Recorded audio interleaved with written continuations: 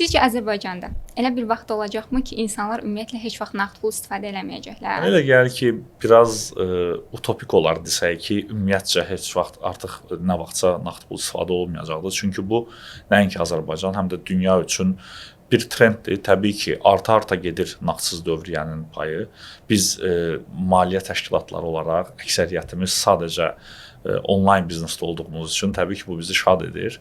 Amma bir reallıq da var ki, böyük bizneslərin nağdsız dövriyyəyə keçid etməsi daha asandır və Azərbaycanda hazırda gördüyünüz kimi artıq demək olar ki, bu transformasiya başa çatıb.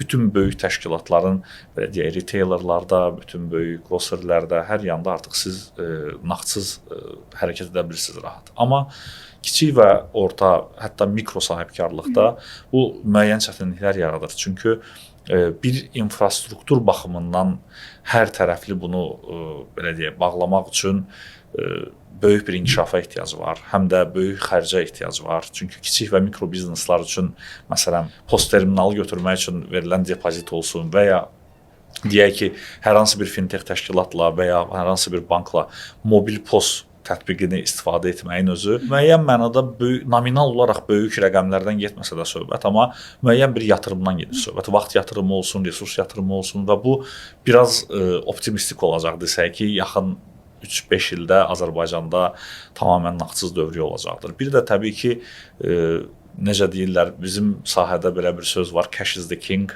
Yəni, nağdın keçə bilməyəcəyi yer yoxdur. Onlayn ödənişlər və ya token ödənişlər elə şeydir ki, əksər yerlərdə keçə bilər, amma bir növ insanların pul olaraq tanımladığı kağız pullardır, hansı ki, hər yerdə keçərlidir.